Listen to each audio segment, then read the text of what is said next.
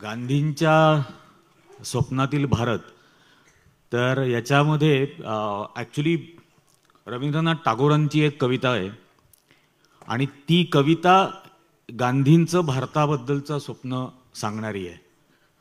जी कविता अशी आहे, चित्त जहाँ भयविहीन शीर्ष जहाँ उच्च रे, चित्त जहाँ भयविहीन शीर्ष जहाँ उच्च रे, सत्य का गंभीर जहाँ वाणी का उत्सरे, ज्ञान जहाँ मुक्त रे, भेद ओ प्रभेदमयी कुंचित दीवार बिच, घिर घिर कर जगत जहाँ नहीं खंड खंड रे.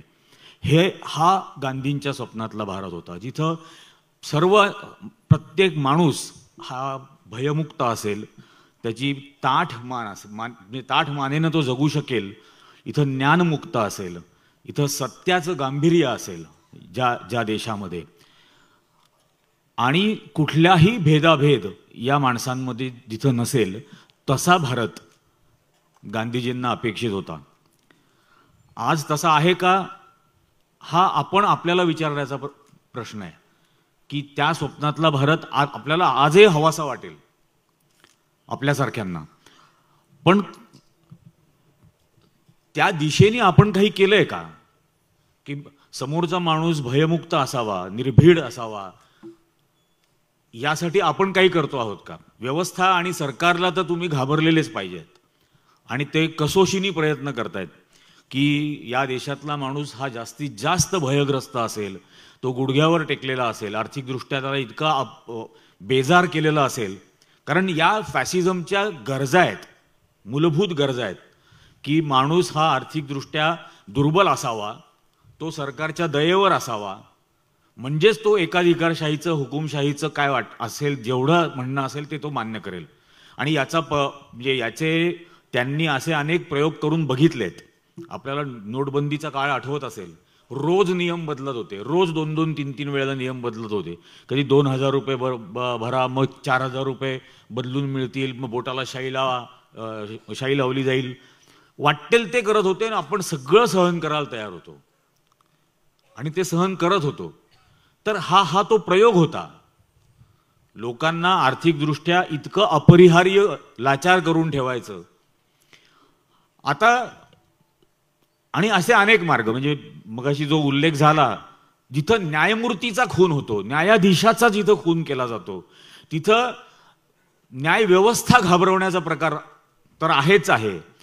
त्याचा जास्त गंभीर बाब ही आहे की न्यायव्यवस्था ज्यावेळेला घाबरलेली असेल, त्यावेळेला सामान्य माणसांनी न्याय कुठं मागायचा, त्याला न्याय देणार कोण? कारण गरीबाला न्याय मिळणारच नाही जर व्यवस्थाच घाबरलेली असेल तर, ती यंत्रणाच पूर्ण घाबरलेली असेल तर. आणि ते हे करण्यात यशस्वी ठरतायत. जास्तीत जास्त किसान आंदोलनाच्या वेळेला आपण सर्वांनीच त्यावेळेला पाहिलेलं होतं. मला महात्मा गांधी हे म्हणजे एक बाईट मला कोणीतरी पाठवली होती, प्रदीपदादाची बाईट होती, आणि गांधी या संभाजी ब्रिगेडच्या अधिवेशनामध्ये तुम्ही महात्मा गांधींबद्दल कसं काय घेताय असं. तर त्यांनी दिलेलं उत्तर खूप चांगलं होतं त्याच्यावरचं. आणि तो म्हणजे विशेष भाग हाच आहे की त्यात मला त्यांना एक गोष्ट या निमित्ताने सांगायची होती की मला असं वाटतं की गांधी हा एक अत्यंत आक्रमक नेता होता, इंटलेक्च्युअली अग्रेसिव्ह, आणि म्हणजे वाचाळ नव्हता सावरकरांसारखा, पण म्हणजे इंटलेक्च्युअल या अर्थाने तो अत्यंत आक्रमक होता. एक अतिशय उत्कृष्ट ऑब्झर्वर होता. म्हणजे मी पहिल्यांदा 2015 साली महात्मा गांधी भारतात परत आले होते 9 जानेवारी 1915ला, आणि त्याच्या आधी मी नरेंद्र मोदींच्या भ्रष्टाचारावरती एक मोठी कव्हर स्टोरी द वीक मॅगझिनमध्ये केली होती. आणि असं म्हणजे वातावरण सगळं झालेलं होतं. मोदींचं सरकार आलं, मी मुंबईच्या प्रेस क्लबमध्ये तर माझी टिंगल करत होते की तू एकटा येडा, तू मोदींच्या विरोधामध्ये बातमी करत होतास. आणि अर्थात माझा स्वभाव असेल किंवा प्रवृत्ती असेल की मी असं म्हणजे निराश होणं वगैरे असं काही मला होत नाही. तर त्यावेळेला मी मुंबई विद्यापीठामध्ये एक सायकोलॉजिकल डिपार्टमेंटला एक डॉक्टर विवेक बेलेकर आहेत, त्यांना भेटायला गेलो होतो. आणि मी त्यांना असं म्हटलं होतं की मला या निवडणुकीचं मानसशास्त्रीय विश्लेषण करून सांगा की लोकांनी या येड्याला कसं काय निवडलं.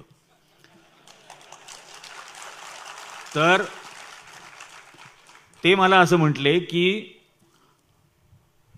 ही स्वातंत्र्य आंदोलनामध्ये आलेली जी मूल्य जी गांधींनी आपल्याला दिली ती सत्य असेल, अहिंसा असेल, प्रगती असेल, इक्वॅलिटी आहे, जस्टिस आहे, लोकशाही आहे, ही सगळी मूल्य ही फेमिनिन व्हॅल्यूज आहेत आणि फेमिनिन व्हॅल्यूज या कधीच पराभूत करता येत नाहीत, कारण त्या प्रत्येकाला हव्या असतात, त्या बदनाम कराव्या लागतात. आणि म्हणून पहिले एक मोठी कॅम्पेन चालली इंडिया अगेन्स्ट करप्शनची, ज्यात या मूल्यांना बदनाम केलं गेलं. आणि बदनाम करून झाल्यानंतर एक मस्क्युलिन इमेज प्रोजेक्ट झाली, जी 56 इंच का सीना, लाल आंख दिखाएंगे, एक के बदले 10 सिर काट के लाएंगे वगैरे अशा पद्धतीची भाषा वापरायला लागली. आणि लोक तिकडे आकर्षित झाले, कारण ही सर्व मूल्य तर बदनाम झालेली होती. आता ही पराभूत करायची असेल तर सातत्याने पुन्हा त्या मूल्यांचा आग्रह धरावा लागेल, त्या फेमिनिन व्हॅल्यूजचा आग्रह अतिशय निग्रहाने धरायला लागेल. त्यासाठी खूप मोठी किंमत चुकवायला लागेल, कारण ही अत्यंत विध्वंसक अशी मनोवृत्ती असलेली सत्ता आता आलेली आहे. आणि अशाच पद्धतीची सत्ता ज्या वेळेला या देशामध्ये होती इंग्रजांच्या काळामध्ये, त्यावेळेला एक्झॅक्टली हीच फेमिनिन व्हॅल्यूज घेऊन महात्मा गांधी या देशाच्या स्वातंत्र्य आंदोलनाला दिशा देत होते. आणि जेव्हा लोकांना त्याचं महत्त्व कळत होतं, लोक त्याला स्वीकारत होते. मला एका काँग्रेसच्या अधिवेशनात शिबिरात बोलावलं होतं लोणावळ्याला, आणि तिथं आधी जी भाषणं चाललेली होती ती अशी एकदम रटाळ रटाळ, काँग्रेसकडे काय नाहीये, इतिहास आहे, परंपरा आहे, बलिदान आहे वगैरे वगैरे. मग त्यावेळेला मी त्यांना माझी सुरुवातच मी अशी केली होती की बा काँग्रेसकडे काय नाहीये हे मी सांगतो. इच्छा नावाचा भाग जो असतो तोच नाहीये. लढायची इच्छा असायला हवी, ती लढायची इच्छा दिसायला हवी, आणि ती जेव्हा दिसायला लागते त्यावेळेला लोक पाठीमागे येतात तुमच्या. आणि आदल्या दिवशी अशोक चव्हाण सोडून गेले होते, तर म्हटलं सगळ्यांचा असा समज आहे या पक्ष बदलणाऱ्यांचा, त्यांचा असा भ्रम आहे की त्यांच्या परिसरामध्ये ते म्हणजे काँग्रेस. म्हटलं 1885 ला काँग्रेस स्थापन झाली, 1915 ला गांधीजी भारतामध्ये आले. पहिले 30 वर्ष भारतातली काँग्रेस ही जिनांची काँग्रेस, टिळकांची काँग्रेस, गोखलेंची काँग्रेस अशीच ओळखली जात होती. गांधींनी आल्या आल्या ती लोकांची काँग्रेस करायला सुरुवात केली, आणि जसजशी ती लोकांची करायला सुरुवात केली, जसजसं लोक तिला स्वीकारत गेले, तसतसं या सगळ्या प्रस्थापितांच्या हातातून हा देश निसटायला लागला. इंग्रजांच्या हातातून, उच्चवर्णीयांच्या हातातून, हे जे आज धर्मांचं मार्तंड करू पाहतायत त्या सगळ्यांच्या हातातून हा देश निसटून गेला, आणि तो लोकांच्या स्वीकारलेल्या काँग्रेसचा झाला.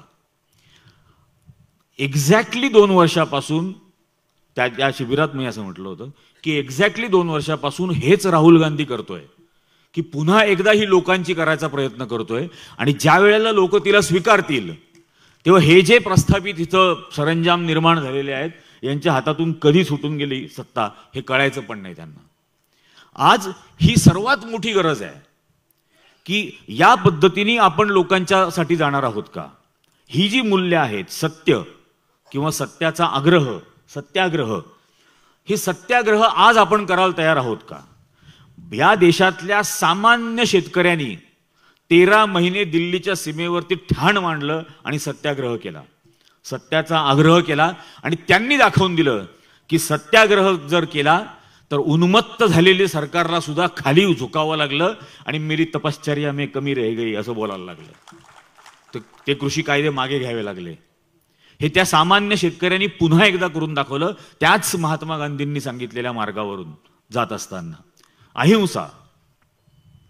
अहिंसेचा सुद्धा वापर कसा करणार हे समजायला, म्हणजे मगाशी चंद्रकांत दादांनी पण जे सांगितलं ते खूप महत्वाचं आहे की भ्याड माणसाच्या अहिंसेपेक्षा जास्त शूर माणसांनी केलेली हिंसा ही जास्त प्रिय असेल. आपण ते शौर्य दाखवणार आहोत का. म्हणजे बदलापूर सारख्या घटना घडतात आणि मेणबत्त्या घेऊन फिरतात. मेणबत्त्यानी पेटवा, त्या बलात्काराला पेटवा, हे होऊच कसं शकतं या महाराष्ट्रात. हे करण्याची हिंमत कशी होऊ शकते कोणाची तरी. आणि मग त्याची समर्थनं, त्या महिला पत्रकाराला तो कोण फालतू उन्मत्त राजकारणी तिथला, तो म्हणतो तुझ्यावर बलात्कार झाल्यासारखी बातम्या तू करतेस. झोडा काढून मारायला पाहिजे होता. हे हे होतंय इथं. आणि हा अशा पद्धतीने त्या गांधींच्या स्वप्नातला भारत होणार आहे का? चित्त जहां भयविहीन शीर्ष जहां उच्चरे. हे कसं कसं शक्य आहे? या प्रत्येक गोष्टीचा आपण विचार करणार आहोत का? मिठाचा सत्याग्रह झाला कसा होता? का बरं झाला होता? मिठावरती कर लावला म्हणून सत्याग्रह केला. अख्खा देश उभा राहिला त्याच्या विरोधात. आता प्रत्येक गोष्टीवर जीएसटी लावलाय ना. आणि कोणी याच्यासाठी कोणी आंदोलन करायला तयार नाही. प्रत्येक गोष्टीवर सकाळी उठल्यापासून आपण वापरत असलेल्या वस्तूंचा विचार करून पहा. प्रत्येक गोष्टीवर आपण टॅक्स देतो. आणि पुन्हा यांच्यातले ते नवीन कॅटेगरी त्यांनी जी निर्माण केली आता संघवाल्यांनी, की टॅक्स पेअर आणि नॉन टॅक्स पेअर. म्हणजे टॅक्स पेअरच्या पैशाचं हे, टॅक्स पेअरच्या पैशातून तो शिकतोय. अरे म्हणजे काय? भिकारी सुद्धा टॅक्स देत असतो. तो 5 रुपयाचं बिस्किटचं पुडा जेव्हा विकत घेतो त्यावर त्यांनी टॅक्स देत असतो. ही कुठली नवीन पद्धत केलेली आहे? आणि प्रॉब्लेम सगळा इथंच आहे. कारण गांधी म्हणजे एक छोटीशी गोष्ट आहे. पृथ्वी सिंग नावाचा एक क्रांतिकारक होता कानपूरला. आणि त्या पृथ्वी सिंग हा 6.5 पावणे 7 फूट उंच धिप्पाड शरीराचा, अत्यंत आक्रमक. आणि त्याला तुरुंगात ठेवलं, अटक करून त्याला तुरुंगात टाकलं. तुरुंगात टाकल्यानंतर तो आजूबाजूच्या कैद्यांना तुरुंगातल्या त्याच्या बोलण्यानी, त्याच्या आक्रमकतेने इतकं पेटवून द्यायचा की ते त्या तुरुंगामध्ये असलेल्या अधिकाऱ्यांवरती हल्ले करायचे.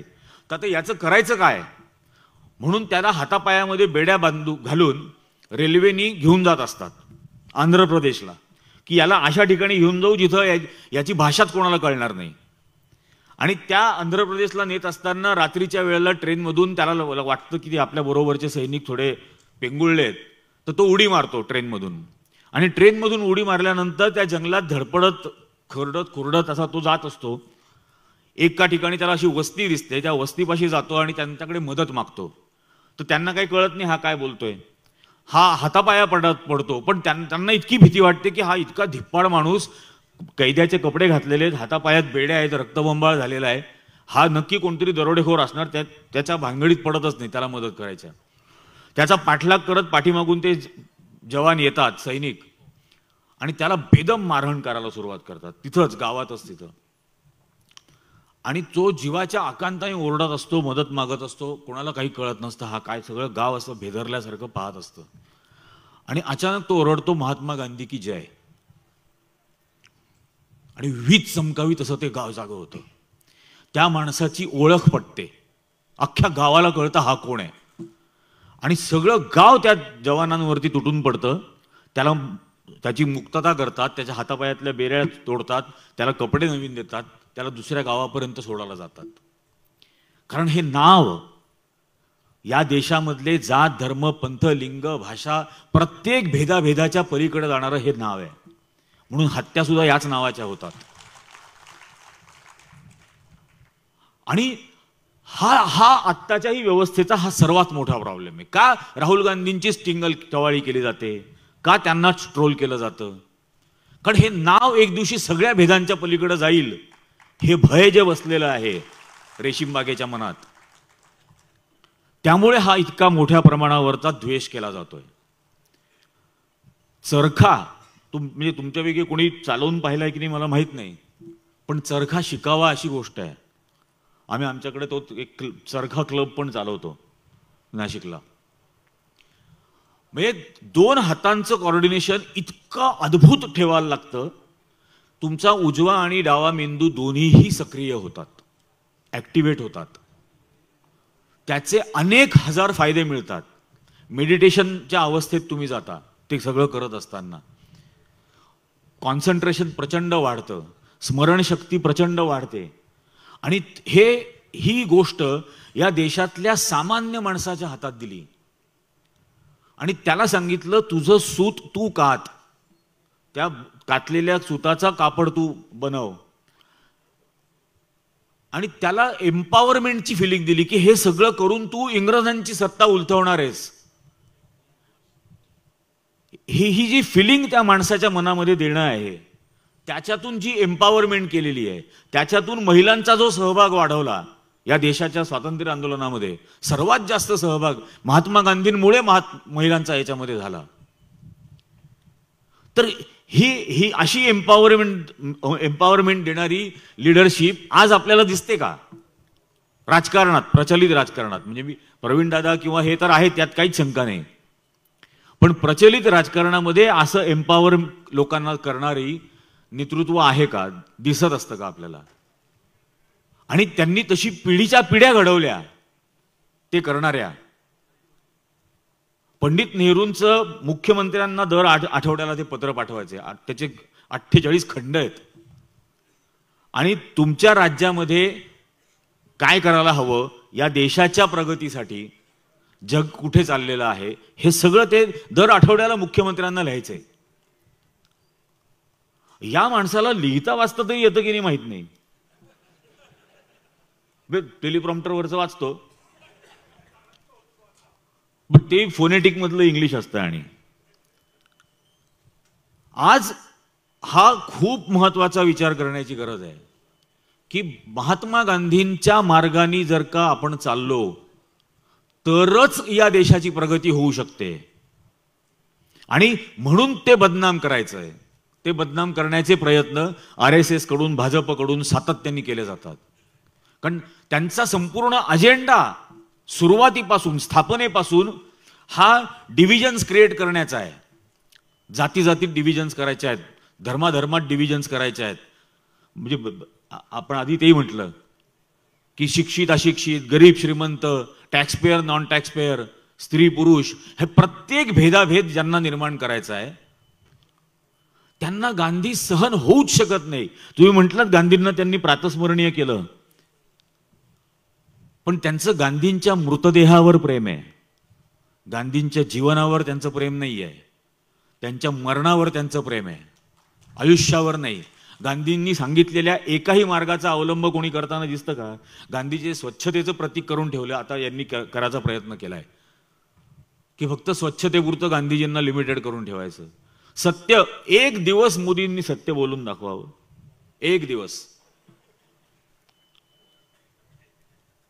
किती का थापा मारे ना, काय काय लाल किल्ल्यावरून भाषण. मग आपण खरंच हा विचार केला पाहिजे की या देशाचं नेतृत्व काय होतं आणि आता कुठे आलंय. इतक्या थिल्लरपणावरती महिलांच्या सुरक्षेबद्दल बोलतो, काय अवस्था आहे. 14-15 महिने झाले मणिपूर जळतंय. 15 महिने, 3 मेला गेल्या वर्षी सुरुवात झालेली होती. आणि त्याच्यानंतर हा महिलांचा सन्मान केला पाहिजे. म्हणजे मुळात पहिल्यांदा त्या विनेश फोगाटच्या बाबतीमध्ये जो गुन्हा केला, हा फक्त म्हणजे विनेश फोगाटला फसवलं नाहीये, हा सगळ्या देशाच्या विरोधात केलेला गुन्हा आहे. 100 ग्रॅम वजन जर जास्त आहे तर तिला नका पाठवू वजन करायला. आजारी म्हणून जाहीर करायचं होतं की नाही खेळणार सामना, निदान सिल्वर मेडल तरी भारताला मिळालं असतं. पण सिल्वर मेडल जर मिळालं असतं तर लाल किल्ल्यावर बसवावं लागलं असतं तिला, आणि तिचं तोंड बघवायची सुद्धा याची हिंमत झाली नसती. कारण या देशाची नवीन संसदेचं उद्घाटन होत असताना या कुस्तीगिरांना पायदळी तोडवलं जात होतं, एक्झॅक्टली बाहेर तिथे. मग कुठल्या तोंडाने तिच्याकडे पाहिलं असतं याने? त्यामुळे ती लाल किल्ल्यावर येऊ नये म्हणून एवढं मोठं षडयंत्र. काल मला एकाने फोन करून सांगितलं, नॅशनल इन्शुरन्समध्ये तो कर्मचारी आहे, हा जो डॉक्टर पारडीवाला आहे, हा ऑलिम्पिकला जाण्याच्या आधी 50 कोटी रुपयाचा इन्शुरन्स काढायला तिथे गेला होता. आणि मला भीती वाटते म्हणून मला इन्शुरन्स 50 कोटीचा काढायचा आहे असं तो तिथं बोलला. आणि तो होऊ नाही शकला. नॅशनल इन्शुरन्सने नकार दिला की आम्ही नाही करू शकत असे परदेशासाठीचे इन्शुरन्स. काय भीती होती त्या पारडीवाला डॉक्टरला, काय भीती होती की त्याला 50 कोटीचा इन्शुरन्स काढावासा वाटला 20 दिवस आधी ऑलिम्पिकच्या. हे 100% षडयंत्र आहे तिच्या विरोधात केलेलं. 2 गुजरातचे खेळाडू 2, आणि त्याला निधी किती 656 कोटी त्या एका राज्याला खेळण्यासाठी. हा जो प्रॉब्लेम झालेला आहे गेल्या 10 वर्षापासून, याचा खरोखर गांभीर्याने विचार करायची गरज आहे. इतक्या प्रचंड मोठ्या प्रमाणामध्ये बेरोजगारी असताना सुद्धा या देशाचा पंतप्रधान ती दूर व्हावी म्हणून काही करतो का, काही बोलतो का? का एवढं मोठं प्रमाण आहे बेरोजगारीचं आज? कारण अभिमानानेच तो जो माणूस सांगतो की 35 वर्ष मी भिक्षा मागितली आणि खाल्लं, ज्याला स्वकष्टाने खाण्याची सवयच नाहीये, तो काय रोजगार देणार तुम्हाला? अशक्य आहे ना, केवळ अशक्य आहे. ज्यांनी फुकटच खाल्लं आयुष्यभर, तो कसं काय रोजगार निर्मिती करू शकतो? इम्पॉसिबल आहे. ती अर्थमंत्री जर खुशाल सांगत असेल की मी कांदाच खात नाही, ती काय कांदा उत्पादकाला, माझ्या नाशिक जिल्ह्यातल्या शेतकऱ्याला न्याय देणार आहे? विषयच येत नाही हा. आणि मग पुन्हा पुन्हा आपण याच विषयाकडे येत राहतो की मग या उन्मत्त झालेल्या व्यवस्थेच्या विरोधात करायचं काय? तर एकमेव मार्ग हाच आहे, गांधीजींचा सत्याग्रह. निर्भीडपणाने बोलायचं. काय एक जन्म मिळालेला आहे, माझा काय पुनर्जन्मावर वगैरे विश्वास नाही, देवावर नाही, धर्मावर नाही, काहीच नाही. थोतांड आहे. आपण ते होऊ देणार आहोत का? किती म्हणजे काय काय गोष्टी घडतायत. त्या शाहरुख खानच्या मुलाच्या मैत्रिणीच्या बुटाला 6 ग्रॅम गांजा लागला होता म्हणून आर्यन खानला पकडलं. 6 ग्रॅम गांजा तिच्या बुटाला लागलेला होता म्हणून. मी तेव्हाच म्हटलं होतं की नाशिकलाही आम्ही एकदा दाखवतो कसा टनाटनानी गांजा ठेवला जातो, टन टन.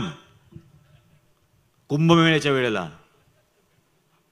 एखाद्या मुलींनी काय हिजाब घातला तर त्याच्या विरोधामध्ये आंदोलन, तिच्या विरोधामध्ये काय दगडफेक करणार. आमच्याकडे नागडे फिरतात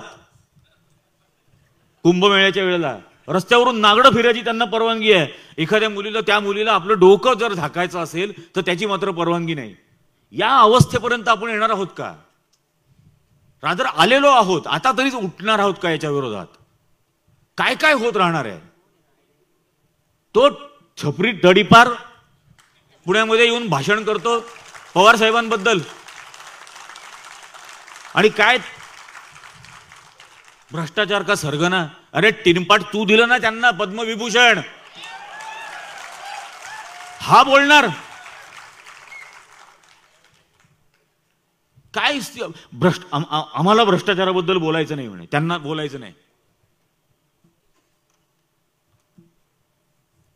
तुम्ही केलं तर काय वाटेल ते चालणार?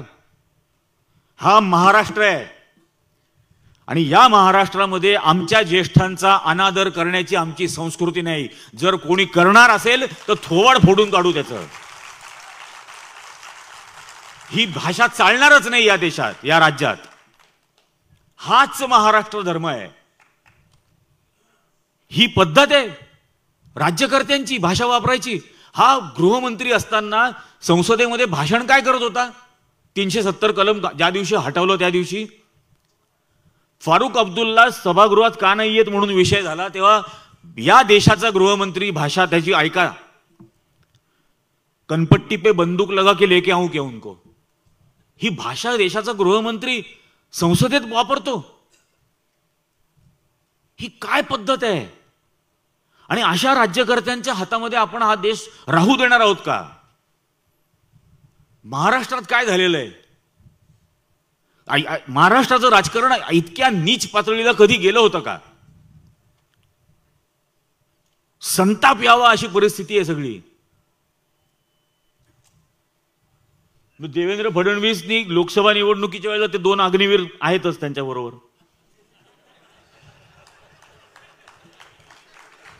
आता आणखीन 2 जॉईन होणार आहेत. हो, ते फडणवीस आणि फडणवीसचे अग्निवीर आहेत सगळे. एकनाथ शिंदे, अजित पवार, आता राज ठाकरे त्याच्यात जॉईन होणार. आणि निदान त्या अग्निवीराला एकाला 4 वर्ष मिळतात, एका सैनिकाला. इथं चौघांना मिळून 1 वर्ष, 4 वर्ष. आणि होणारच आहे ते. लाडकी बहीण म्हणजे 26 तारखेला अर्थसंकल्प सादर करत असताना ही योजना आणली आणि 26 तारखेला GR निघाला. बजेट मंजूर झालेलं नसताना 26 तारखेलाच होर्डिंग पण लागले महाराष्ट्रात लाडकी बहीणचे. कोणालाच प्रश्न पडत नाही आपल्याला हे झालं कसं. म्हणजे मंदिर लीक होतं, संसद लीक होते, पेपर लीक होतात, बजेटही लीक. आधीच होर्डिंग तयार कसे झाले. आणि तिला 1500. तीर्थयात्रेला जाण्यासाठी 20,000 रुपये नागरिकांना तीर्थ. म्हणजे मला तीर्थयात्रेला पाठवण्यासाठी सरकार निवडून देतो. माझ्यावर तीर्थयात्रेला जायची वेळ येऊ नये म्हणून सरकार निवडून देतो. हे काय, हे असे राज्य करते. आणि यांच्या भरोशावरती आपण काय काय करत असतो. मी एक मत देतो म्हणजे काय करतो, माझ्या आयुष्याची 5 वर्ष सोपवतो त्यांना, त्यांच्या हवाली करतो माझ्या आयुष्याची 5 वर्ष. आणि त्याचा तुम्ही असा खेळखंडोबा करणार की तिला 1500 रुपये देणार. तिचाच भाऊ, त्याच लाडक्या बहिणीचा भाऊ, त्याला 8,000 रुपये. ती पण 12वी झाली, हा पण 12वी झाला, पण तिला 1500 आणि याला 8,000. काय लॉजिक आहे याच्यात. पण या थराला या महाराष्ट्राचं राजकारण आलं कारण आपण तो जो मार्ग आहे सत्याग्रहाचा हा थांबवला, हा बंद केला. म्हणून पुन्हा पुन्हा सतत हेच सांगावं लागतंय की या सत्याचा आग्रह धरण्याची आपली तयारी आहे का, आणि वाटेल ती किंमत चुकवून त्या सत्याचा आग्रह धरणार का. हे खूप महत्वाचं आहे. मला ज्या वेळेला न्यायमूर्ती लोयांच्या भाची पहिल्यांदा भेटली, रडून रडून 3 तास मला सांगत होती ती.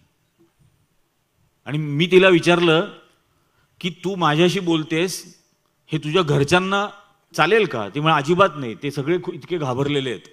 म्हटलं मग तू का सांगायला आलीस मला हे. तर म्हणे मला असं वाटतं की अशीच दुसरी एखादी घटना घडू नये.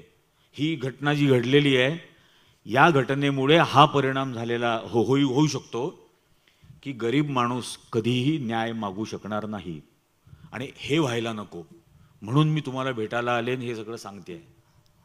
हे त्या छोट्या मुलीला वाटत होतं. मी तिला म्हटलं तुझ्या जीवाला धोका झाला तर. कधी इतकी भाबडी होती, मी कराटे शिकते म्हणे. इतका भाबडेपणा आहे तिच्यात. म्हटलं तुझ्या मामांना खून केला, न्यायमूर्ती लोयांचा खून झाला, ते तुला काय असं हाताने फटके मारायला येणार आहेत का. तुला जर मारणारच असतील तर ते कुठल्याही पद्धतीने करू शकतात. पण ही आपली तयारी असायला हवी की ती किंमत मोजायला मी तयार आहे का. आणि 1 नंबरचे डरपोक आहेत ही लोक, हे पण लक्षात ठेवा.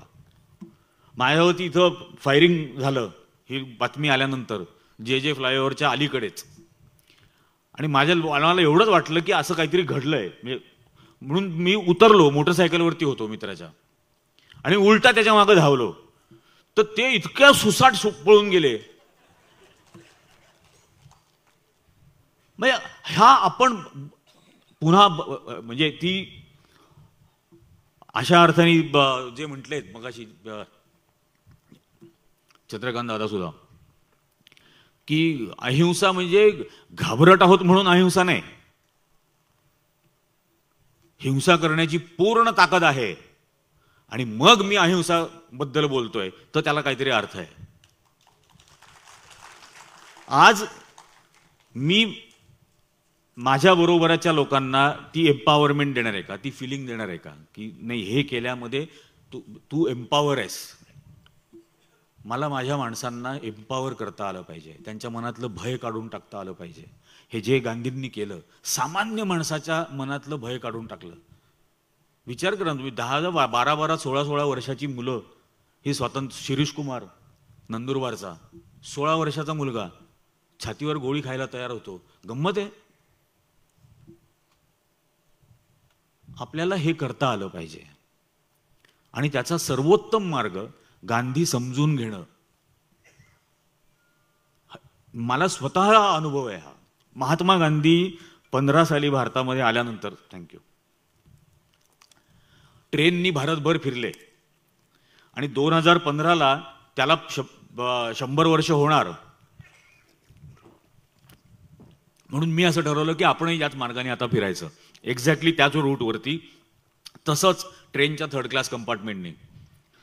आणि 16,432 किलोमीटर मी ट्रेनमधून फिरलो होतो एकूण. आणि हजारो लोकांची गप्पा ट्रेनमध्ये मारायच्या, जनरल क्लास कंपार्टमेंटनीच. मला इतके विलक्षण अनुभव आले.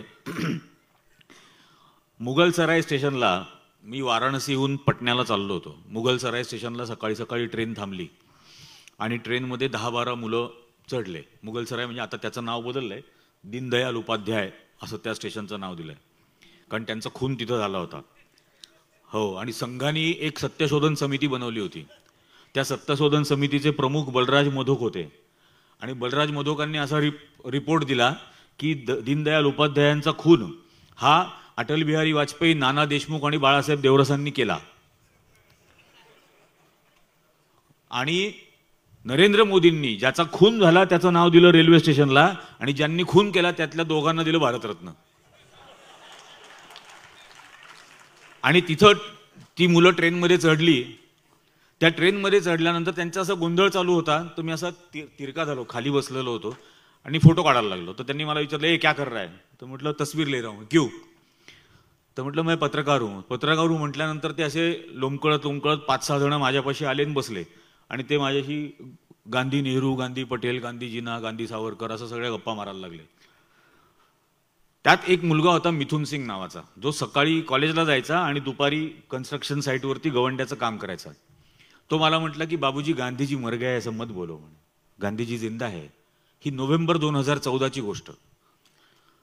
तर मी म्हटलं की तुम ऐसा क्यों सोचते हो कि गांधी जी जिंदा है? तो मैंने देखिए, गांधी जी के हत्यारे के प्रशंसक तो पहले भी थे, अब तो सत्ता में आए हैं, लेकिन फिर भी इन प्रशंसकों में से किसी की भी हिम्मत नहीं हुई अभी तक कि अपने बच्चे का नाम नथुराम रखे. और जब तक वो शर्म और हया जिंदा है तब तक गांधी जिंदा है. तर आणि मला असं तो इतका पॉवरफुल थॉट असा धाडकन अंगावर कुसळल्यासारखं झालं की हा इतक्या सामान्य कुटुंबातला मुलगा, सर्वात गरीब कुटुंबातला, ज्याच्याकडे म्हणजे गवंड्याचं काम करतो, ज्याच्याकडे मोबाईल नाहीये, वायफाय नाहीये, स्मार्टफोन नाहीये, कुठल्या मॉडर्न लायब्ररीची मेंबरशिप नाहीये, हे याचा ओरिजिनल थॉट आहे गोष्टीकडे बघण्याचा. हा याचा ओरिजिनल विचार आहे. याच पिढीमध्ये इन्व्हेस्टमेंट करायला हवी. आणि ती जर करू शकलो, त्यांच्या मनामध्ये जर गांधी असा रुजवू शकलो, तर हे फॅसिस्ट काय, हजारो फॅसिस्ट येण्याचा प्रयत्न जरी झाला तरी भारतावर राज्य करता येणार नाही. म्हणून गांधी शिकवणं अत्यंत गरजेचं आहे. आणि गांधीचा अंगीकार करणं, त्यांनी सांगितलेल्या मार्गाचा, आणि तो सर्वात महत्वाचा हाच सत्याग्रह. बाकी सगळ्या गोष्टी आहेत. अत्यंत प्रॅग्मॅटिक माणूस होता, अत्यंत प्रॅक्टिकल माणूस होता, यात काही शंका. म्हणजे स्वतः नॉनव्हेज खायचे नाहीत. त्यांच्या आश्रमामध्ये एक दिवशी तक्रार करत सेवाग्रामलाच एक जण आला की आपल्या आश्रमामध्ये मटण करायची तर परवानगी नाहीये. त्या खान अब्दुल खान, गफार खानांच्या घरी त्यांच्या साठी रोज ते मटण खातात, बाहेरून डबा येतो. ते म्हणे हो, आपल्याकडे बनवायची परवानगी नाहीये, बाहेरून येत असेल तर काय हरकत आहे. तर हा जो प्रॅग्मॅटिझम आहे, हा प्रॅग्मॅटिझम सुद्धा आपल्याला आणायला पाहिजे. अत्यंत व्यवहार्य पद्धतीने गोष्टींकडे बघता आलं पाहिजे. उगाच भावनेच्या भरामध्ये काहीतरी गोष्टी करायच्या, याला काही अर्थ नाही. भूतकाळाबद्दल एक वाक्य न बोललेला हा राजकीय नेता आहे. जगभरातले नेते तुम्ही काढून पहा, प्रत्येकाने काहीतरी पास्ट टेन्स मधली नॅरेटिव्ह तयार केलेली आहेत. आपल्या देशात सुद्धा कधीही गांधी कधीही पुराणांबद्दल बोलले नाहीत, रामायणाबद्दल बोलले नाहीत, कशाच बद्दल नाही, मेडिव्हल हिस्ट्री बद्दल नाही, कधीही नाही. कायम आज आज हा प्रॉब्लेम आहे आणि याच्यासाठी मी हे करणार आहे, आणि करायला सुरुवात करायची. कृतिशील हीच त्यांची भाषा होती आणि मग लोक त्यात सामील व्हायचे. ही रियालिटी आहे आणि ही गरज आहे आता आपल्याला, की उगाच कुठल्या तरी नॅरेटिव्ह मध्ये अडकण्यापेक्षा आज हा प्रॉब्लेम आहे, या प्रॉब्लेमचं सोडवण्यासाठी मी आत्ता हे करायला सुरुवात करणार आहे. हा गांधींचा मार्ग आहे, कृतिशीलतेचा मार्ग आहे. नुसतं तत्वज्ञान झाडणं हा प्रकार नाही. आता हे मगाशी मला सांगत होते, गोडसेवरती आता पिक्चर निघणार आहे, काढतील ना ते. सावरकरांवर काढलाच, गोडसेवर काढतील. सावरकरांचं पिक्चरचं तर मी ट्रेलर बघितलं आणि हादरूनच गेलो होतो की भगतसिंगांना प्रेरणा दिली, खुदीराम बोसला प्रेरणा दिली, आणि भगतसिंग यांच्याकडे गेला होता की मला तुमच्या पुस्तकाचं ट्रान्सलेशन करायचं आहे म्हणून, असा त्यात शॉट घातलाय. यांचं पुस्तक आलं 1909ला, भगतसिंगांचं वय होतं 2 वर्ष. यांच्या पुस्तकाचं भाषांतर करायला त्याला मातृभाषा पण येत नव्हती त्याची स्वतःची बोलता, आईच्या मांडीवरच बसलेला होता. कधी गेला होता भाषांतर करायला त्यांच्याकडं? काही खुदी या देशाने नाकारलेलं आहे, नाकारलेलंच राहणार. अशा पद्धतीने गांधी संपूच शकत नाही, कधीही संपणार नाही, आणि आपण तो संपू द्यायचा नाही. म्हणजे मला ती कविता खरंच इतकी आवडते. चित्त जहां भयविहीन शीर्ष जहां उच्चरे, सत्य का गंभीर जहां वाणी का उत्सरे, ज्ञान जहां मुक्त रे. आहे का मुक्त? ज्ञान मुक्त आहे. या ज्ञानाचं खाजगीकरण करून त्यांनी आता इतकं महागडं करून टाकलेलं आहे की गरीबाला तर मिळणारच नाही. मी रस्त्यावर पेपर विकलेत दादा, इयत्ता 4वी ते 12वी मी पेपर टाकायचो, आणि पेपर टाकत असताना मी शाळेत जात होतो, त्याच्यातून मी नंतर इंजिनियर झालो. आज पेपर टाकणारा मुलगा इंजिनियर होण्याचं स्वप्न सुद्धा पाहू शकत नाही, स्वप्नात सुद्धा तो पाहू शकत नाही. मी आहेच माझ्या सरकारांचा ऋणी, निर्विवादपणे. आज परिस्थिती काय करून ठेवलेली आहे. आणि म्हणून हा जो मार्ग आहे महात्मा गांधींचा, या प्रत्येक गोष्टीसाठी आपल्याला सत्याग्रह करण्याची गरज आहे. आणि तरच हे उन्मत्त सत्ताधीश, तडफडणवीस सारखे, हे आपण पुन्हा घरी बसवू शकू. आणि हा खरंच म्हणजे हे लक्षात, बरेच जण असं बोलत असतात की मोदी आणि शहा यांचं काय करायचं, मोदी शहाचं काय करायचं. मोदी आणि शहा ही लक्षणं आहेत, आजार नाही. आपल्याला आजारावर उपचार करायचा आहे. आजार रेशीम बागेत आहे, त्या आजारावरती उपचार झाला पाहिजे. मला खूप जण, आता आज गांधींचा विषय होता म्हणून मी काही बोललो तरी त्याबद्दल मला बरेच जण म्हणतात की तू काही झालं की मोदी शहावरती का बरं बोलायला सुरुवात करतो. मी खोटं वाटेल, मला डायबिटीसच्या पुस्तकाच्या प्रकाशनाला बोलावलं होतं, आणि डायबिटीसच्या पुस्तकाच्या प्रकाशनाला पहिला 1 minute diabetes, 48 minute Narendra Modi, Amit Shah आणि RSS, आणि शेवटचा 1 मिनिट पुन्हा डायबिटीस. आपला अजेंडा फिक्स आहे 100%.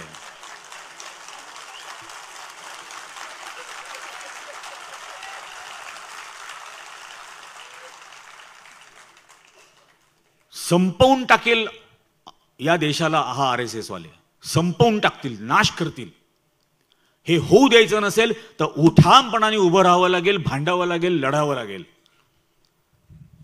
आणि म्हणजे महात्मा गांधी हा आदर्श का फक्त भारत स्वतंत्र नाही झाला, भारताच्या स्वातंत्र्य आंदोलनाची प्रेरणा घेऊन 46 देश स्वतंत्र झाले त्यानंतरच्या 10 वर्षात, 47 ते 57 या वर्षात. उगाच त्यांना महात्मा म्हणत नाही. त्या दिवशी मला यांचा फोन आला होता की नथुराम आणि चंद्रकांत, आपला महात्मा गांधी यांच्याबद्दल काहीतरी लिहायचं आहे. माझा मित्र कालच मला म्हणत होता.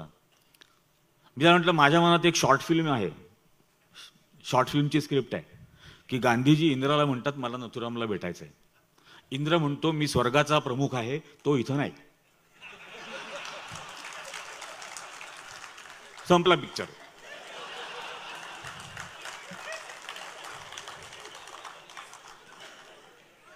तर माझ्या मते आज संभाजी ब्रिगेडच्या या राज्यस्तरीय अधिवेशनाच्या निमित्तानं मला इथं प्रवीण दादांनी बोलावलं. मला खूप त्यांच्याबद्दल आदर आहे. आणि मला एक आधी व्हॉट्सॲप आला होता बरं का, म्हणजे संभाजी ब्रिगेड दुसरी जी आहे त्यांनी एक पत्र पाठवलं. त्याच्यानंतर एकाचा फोन आला, तो दुसरा फोन तर मी घेतलाच नाही, की तुम्ही जाऊ नका म्हणे, या संभाजी ब्रिगेडच्या अधिवेशनाला तुम्ही जाऊ नका. तर मी त्याला काही उत्तर दिलं नाही, म्हणजे त्याने त्याच्या मेसेजला. नंतर पुन्हा एकाचा फोन आला, पहा बरं का, विचार करा म्हणे. तर म्हणतो तू ओळखतो का मला? तर म्हणे हो. म्हटलं अमित शहाच्या मागे लागलो ना तर 1000 कोटीचा खड्डा पाडला त्याला मी. जास्त मला धमकी बिमकी द्यायचा प्रयत्न करू नको, मागे लागेल तुझ्या. म्हटलं मला या अधिवेशनाला बोलावलं याबद्दल आपल्या सगळ्यांचे अगदी मनपूर्वक आभार. जय हिंद, जय भीम, जय महाराष्ट्र.